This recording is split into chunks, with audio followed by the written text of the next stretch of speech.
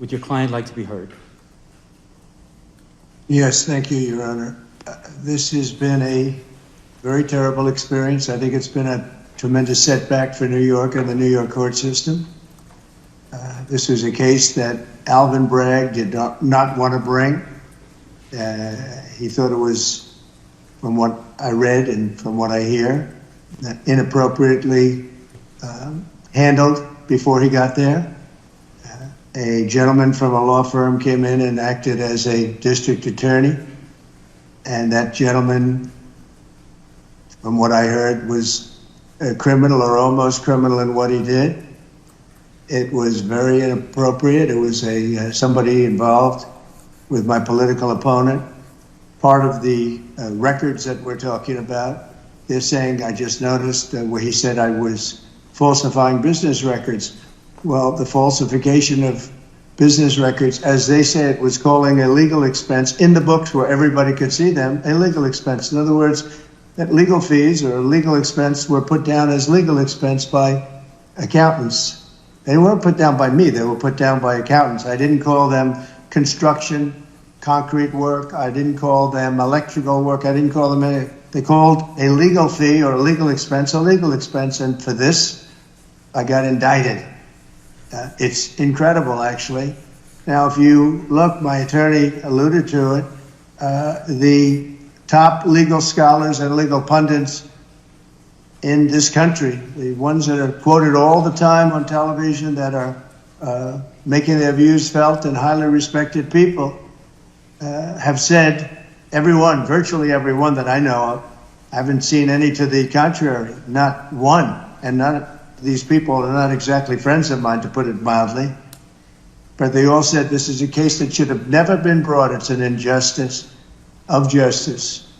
Very respected Jonathan Turley, Andy McCarthy, Judge David Rifkin, a wonderful man who just passed away, by the way, Greg Jarrett, Ellie Honig from CNN, of all places. CNN said that. Paul Ingratian, Alan Dershowitz, they all said this is not a case that should be brought. It's not, think about it, legal expenses are down as legal expenses, and I get indicted for business records. Everybody should be so accurate. It's been a political witch hunt. It was done to damage my reputation so that I'd lose the election, and obviously that didn't work. And the people of our country got to see this firsthand because they watched the case in your courtroom. They got to see this firsthand, and then they voted, and I won and got the largest number of votes by far of any Republican candidate in history, and won, as you know, all 7 swing states, won conclusively all 7 swing states, and won the popular vote by millions and millions of votes. And they've been watching your trial. So they understood it. I wasn't allowed to use the lawyer-client privilege or the reliance on counsel. I had a lawyer that made this deal, and he admitted that. And he was also a totally discredited person. We weren't allowed to use the information from the Southern District that totally discredited him. It wasn't allowed to be put in. And that was terrible, unbelievable. And this is a man who's got no standing. He's been disbarred on other matters, unrelated, and he was allowed to talk as though he were George Washington, but he's not George Washington. He shouldn't have been allowed. The Southern District did a book of approximately 28 pages where I've never seen anything like it. They excoriated him. You wouldn't let it be put into evidence. So he was able to testify as a witness, and I think it's a disgrace to the system.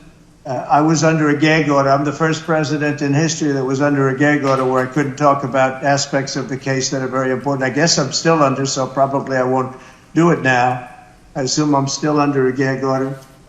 But the fact is that I'm totally innocent. I did nothing wrong.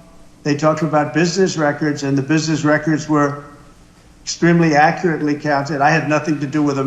That was done by an accountant or a bookkeeper who I think gave very credible testimony and was corroborated by everybody that was asked.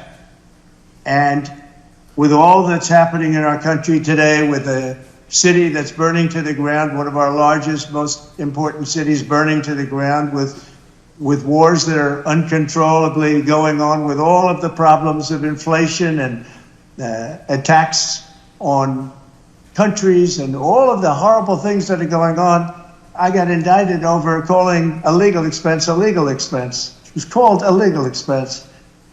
I just want to say I think it's an embarrassment to New York, and New York has a lot of problems, but this is a great embarrassment. I believe that this and other cases that were brought, as you know, the DOJ is very much involved in this case. That's because that's the political opponent they're talking about. The DOJ is very involved. You have a gentleman sitting right there from the DOJ who was from the DOJ's office. He was also involved with the New York State Attorney General's case. And he went from there to here. He went around and did what he had to do. He got them to move on me. But in the meantime, I won the election in a massive landslide. And the people of this country understand what's gone on. This has been a weaponization of government. They call it lawfare. Never happened to any extent like this, but never happened in our country before. And I'd just like to exclaim that I was treated very, very unfairly.